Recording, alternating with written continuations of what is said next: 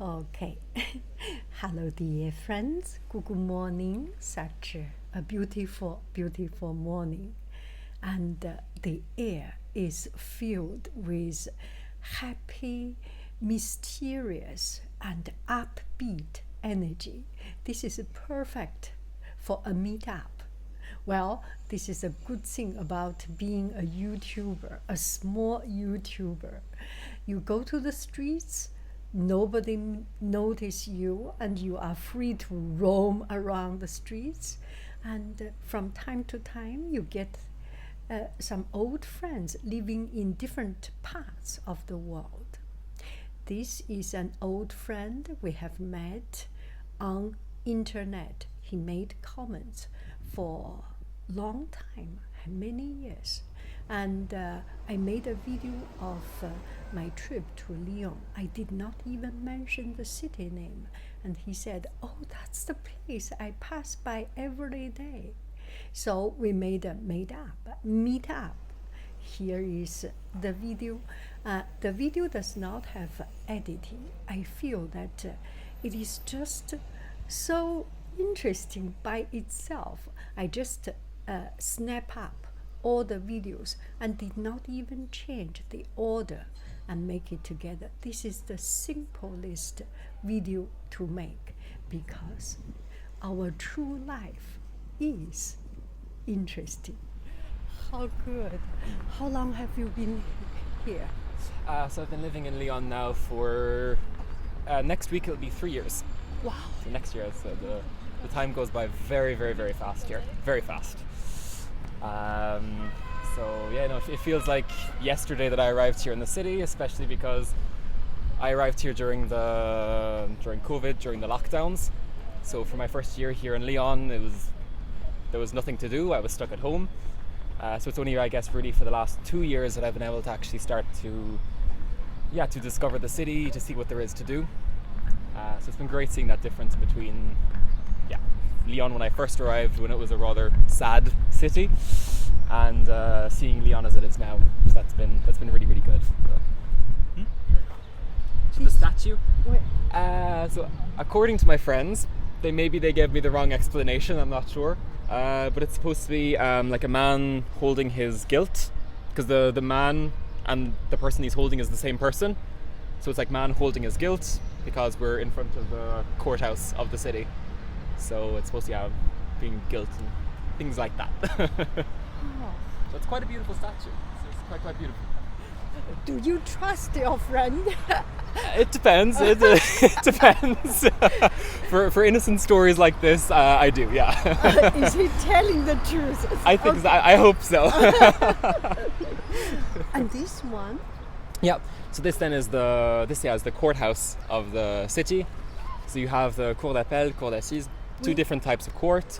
No idea how to translate them in English. Yes. No idea, but like two of the main courts. I think is it I have no idea. That's a Google Translate question for later on. C'est pour ça. Je vous laisserai dire plus tard. So we change up, not to English. So this is Saint-Jean Square, and this is then some of the markets that we have. So pretty much for all of summer we've markets in the squares and along the quays of the city as well. So it's good. It's a nice place to get good fresh food and local food as well, which is quite nice. Things from all around the world. Yeah. Every day? Not every day, no. Oh. The one here in Saint-Jean Square is quite rare. But along the quays, it's almost every day. Yeah, I guess in a lot of big cities, you kind of tend to lose the whole community thing. Yeah. Whereas here, living in the old city of Lyon, there's always a really, really nice sense of community. So you have your local bakery, your local butchers, your local fishmonger, and it's nice. It's because we're kind of away from all the busyness of the city centre. So it's a bit more like traditional living, I guess, in some way. So I think that's one of the main advantages of living in this neighborhood. I found there are so many constructions. Yeah.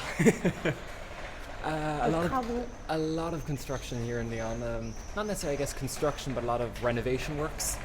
just because a lot of the city is very, very old. A lot of buildings here are very old, so they're always modernizing them, changing them, I guess, a little. And as well, yeah, the city is growing very, very rapidly as well, so our population is increasing, so very often, maybe it's a good thing or a bad thing, I'm not sure, but for example, big apartments maybe split into 3 smaller apartments and things like that. But it's true, there's a lot of construction, especially here in the old city, where things are always breaking and changing because everything is so old. How long?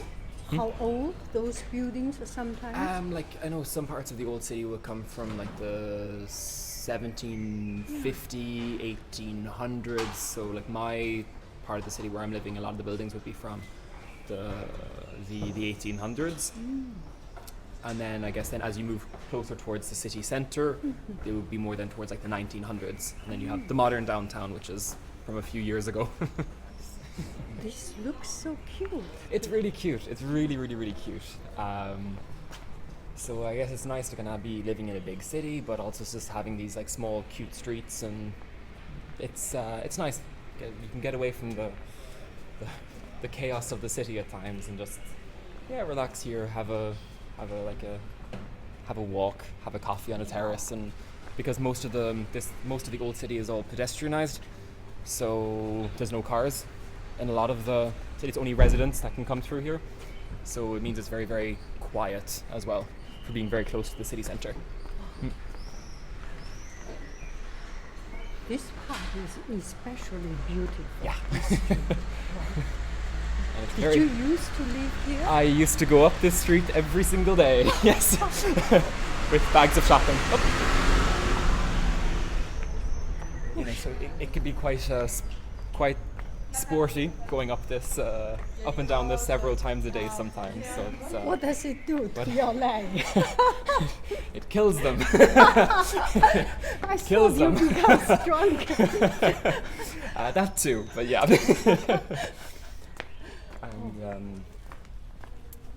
But still it's a nice quiet neighborhood to live in, so can't complain. Yes. Not everyone can have this at their doorstep. Okay, just now you mentioned about, look at me, I am, you mentioned about the construction. Is that for some event or something? So here in Lyon we have one major event, I guess, is coming here. So we have the Rugby World Cup. Oh. That's coming here in a few months. Oh. Which means that Lyon is going to be very chaotic. There's going to be far too many people in the city. And then as well, of course, then next year there's the Olympic Games happening in Paris. Yes. So some of that probably will spill over into Lyon in terms of tourism and people coming to visit our city here as well. Yeah. But at least it's cleaning up. Right? Yes, yeah. So it's good. Yeah, they're doing a lot of works in the city, and I guess doing projects that they've been putting off for quite some time. So it's motivated the mairie, the motivated city hall to get things done after a few years of waiting. So that's been quite a pleasure. So we just walked along this cable road. What do we call it? Paper road? Gravel. Cobblestone. Cobblestone. Oh gosh, English teacher. Thank you.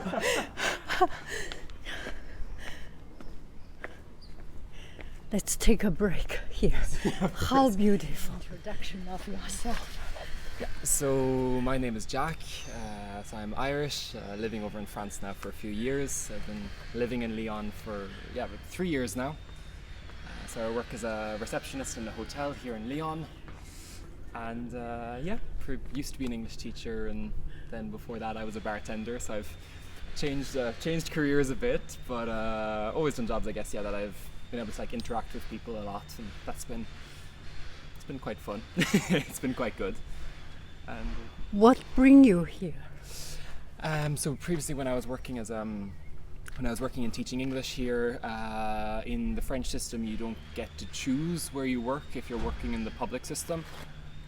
So I made the application to teach English here, and then I was told that I would be going to Lyon.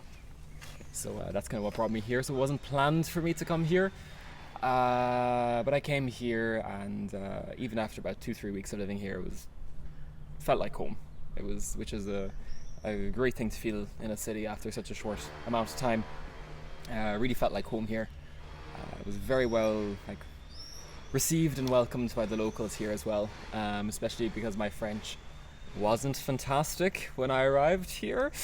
My French was far from perfect, but yeah, the people here were lovely to me. And that kind of motivated then for me to remain here for another while, for another few years. Maintenant, plus que parfait. J'espère de toute façon, après 3 ans ici à Lyon, oui, donc là surtout avec le travail, tout mon travail est en français, donc j'ai dû apprendre. Oui.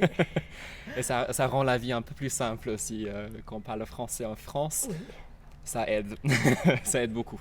Merci. What inspires you? What inspires me? Ooh, that's a big question. That's a very big question. I guess one thing that kind of inspires me and that motivates me is I think that obviously for me moving from Ireland, moving from a very small village in Ireland to come here to France, it was a huge change for me, a huge culture shock, different culture, different language, different people. First time living kind of really in a very big city with metros, with buses, with public transport. It was kind of a big culture shock for me, but it showed me, I guess, how easy in some ways it is to adapt to new situations, and as that I've changed my kind of career path a few times as well. Now I've finally ended up in something that I do quite like. But I think kind of what inspires me would be that the kind of it's how easy it is sometimes to force yourself out of your comfort zone and try something new, try something different. If someone had said to me 6 years ago that I would be living in France, working as a receptionist, speaking French in a major city, no. I would have probably said no. But yeah, I guess it's showing how much can change in 1 year, how much can change in 2 years. So in general, I just kind of try and keep going, living, month to month, see what happens and see what comes my way, and kind of adapt to that as I can go. Mm-hmm. Does it give you more courage and more freedom, just having the change of life? Yes, no doubt about it. I think maybe I'm mistaken, it's been my experience, but I think it's very difficult to be it's quite difficult sometimes to be yourself in your home place, in your home country. I think it's only when you move abroad, when you move to a different country where you don't necessarily speak the language, where you know nobody, and you really have to start and create a personality, I guess, from zero. So some of the things, for example, that for me, if I did them in Ireland, people would say, "Oh, that's not very you." Yeah. It's not very you. That's quite a strange thing for you to do. Whereas here in France, when I arrived, I said I can kind of, in quotes, do as I want in a way, and kind of be who I want to be. Much more freedom over here, Sometimes when I would do things here that I never would have done in Ireland, it's been refreshing. It's been very, very freeing, I guess, living over here. Mm-hmm. Wow, did you find this place familiar? Yeah, a little. So that was my very first apartment just there when I first moved to Lyon. So that's where this adventure all began for me. Living in a very small apartment with 6 other people. There was 7 of us living in the apartment on the top floor, and it was during the lockdowns here in France. So it was 7 of us. We were 7 foreigners. 7 teachers. So I was an English teacher. There was a Brazilian man who was a Portuguese teacher. There was Ian, who was Taiwanese, who was a Chinese language teacher. So we're all language teachers. 7 of us put together in that apartment, locked together for 10 months with lockdown. So it was a bit of a pressure cooker. But it was a fantastic experience, especially because none of us were French, and none of us were French originally, like French language speaking. So it was good taking 7 people who speak 7 different languages, putting them together, seeing what happened. I think we can put it down as it was a cultural experience, that apartment. It was Fala português. very badly. I think I know my husband João tried to teach me Portuguese. Ian tried to teach me Chinese. There was a German girl who tried to teach me German. None of them succeeded in teaching me their languages. I don't think I succeeded in teaching them much English either. So, but we did learn French. We all did. We all finished our 10 months speaking French. So that was a positive thing, I guess. I guess you can eat feijoada. Yeah. The food was fantastic. The food, having like Brazilian like pão de queijo with like a Chinese hot pot, like it was with Yes. like German currywurst, like all mixed together. So the food was fantastic in the apartment. The food was great. Your contribution for the food. Your My go- contribution. We are Irish. We are not famous for good food. We, like British people, we are not famous for good food. However, I did make. I remember for St. Patrick's Day, I did make an Irish stew. That took me about 7 hours to make, but it was good. It was very good. That was my big contribution to to my apartment living. Yes. Lyon need your restaurant. Someday, people will need to be very, very hungry to come and eat there, but they won't starve. They won't starve. That's for sure. Okay. Hello, dear friends. Good morning. Such a beautiful, beautiful morning. That's quite a surprise. I came to Lyon, and one friend, long-time friend, said, I live just in the place you make the video. So we made a meetup. I am so grateful for him to share the time. Now we will hear his story. Okay, we have already started some chat. What makes you happy? What makes me happy? Again, another big question. What makes me happy? I think, in general, I appreciate quite a lot just having I would say, a relatively simple life. So I wake up, I go to a job that I like. I come home, I see my friends, I have a glass of wine sitting outside my apartment with some friends, and then I go to bed. So I think I have quite a simple life, not a very extravagant life here in France, but it's simple and it's good, and I have a great group of friends here, so it's a simple happy life. And you change job from computer to teacher, and then to current job. This journey is quite interesting. You would like to share your lessons or experience? Yeah, of course. So when I started out in university, I was studying computer science, and then I realized that I was good at it, but I didn't necessarily like it very much. I didn't take much enjoyment out of it, or from it rather. And so then I changed then to teaching English, and then I became an English teacher. Here I was first in Paris, and I'm here in Lyon, and absolutely loved. I did love teaching. Loved my kids, loved my children. I do miss them a lot, but at a certain moment, then I just realized that I guess teaching wasn't quite for me anymore. Maybe it was for me a few years ago, and I tried my best to give a love of the English language to young French people, which was not very easy. But I just decided, it was the moment for me to change jobs and try something new. Okay, I speak French, I speak English. The choice then for me was to go into something along the lines of tourism. So now I'm working as a receptionist in a hotel here in Lyon. So that's my current job, my current occupation, and it's something that went from a 3-month summer job. Just after I left teaching, I said, okay, I need to I need to pay rent. And it went from a 3-month summer job, and it's now been 1 year that I'm there. So yeah, next week it will be exactly 1 year that I'm in my current job, and I absolutely love my job. Love it. I can feel you absolutely love your job. You can see things, you can have time, and not that much pressure from teaching. I know.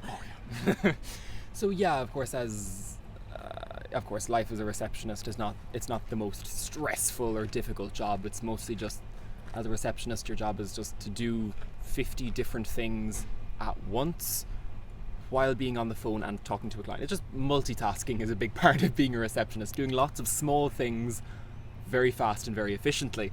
Whereas being a teacher, you have for 6 hours a day, you have 30 children that you need to keep track of.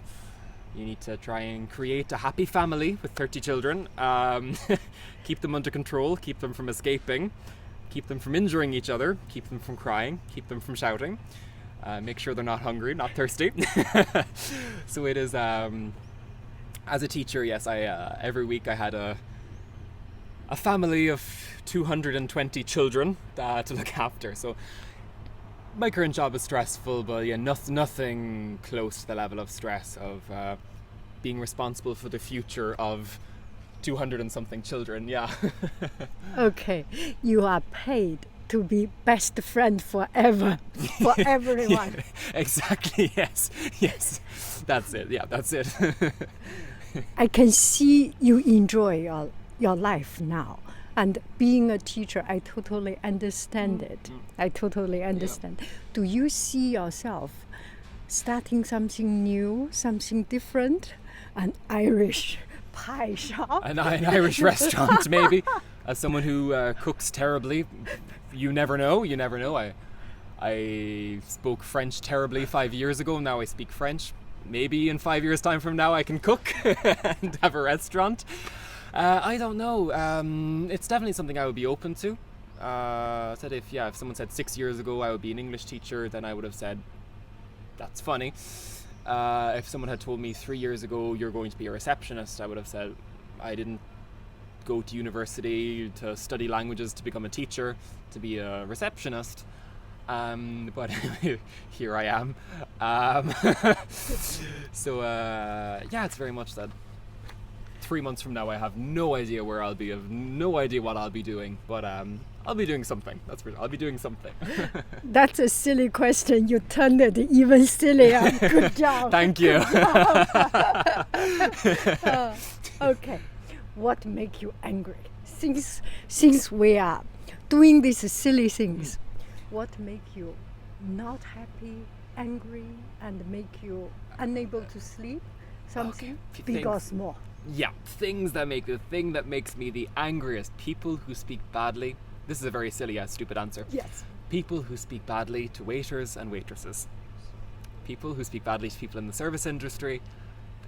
Ooh, they really get me going. Yeah. So as someone who also works now in the service industry, be nice. Please be nice to us. So that's something I guess that previously when I was working as a teacher and whatever, it was something that kind of did make me a bit annoyed. People who spoke badly to waiters and waitresses maybe, but now definitely since I'm working in this industry and surviving in this industry, have a smile, be nice. Yeah. Another silly question to stretch. I'm ready. Yes. Recently, is there something, a small thing or big thing? Recently, is there a small thing or big thing make you so passionately feel it? Could be happy, could be angry. Something that suddenly have an impact. Recently I started rollerblading. As someone who is extremely clumsy, I'm very, very clumsy. So rollerblading was a no for me, and then one of my friends convinced me to start rollerblading, and started rollerblading and started off just going to the park with some friends to do it, and now 2-3 months later I go to work on rollerblades and I come home on rollerblades, and it's been something that's become quite fun, and yeah, it's a new passion for me. It's a new passion for sure. Yeah. Gosh, it becomes hard to ask any questions. Okay, let me see.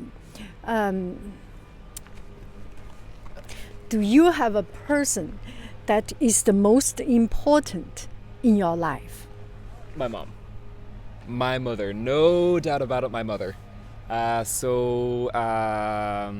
mother as well, she's someone who's changed her career a few times. She used to be an accountant, and then she became a drama teacher, and then she became an art teacher, and she's definitely someone who always taught me to look on the bright side of life, take things day by day, take things as they come, don't like create the problems of tomorrow type of thing. Just live life day by day, and I've tried to stick with that, and I've tried to live by that, and that's definitely what's kind of inspired me here in France of, I've changed jobs maybe, and tomorrow I'm unemployed, but something new will come along, and something new has come along, so that's been she's been a very big inspiration to me, my mom.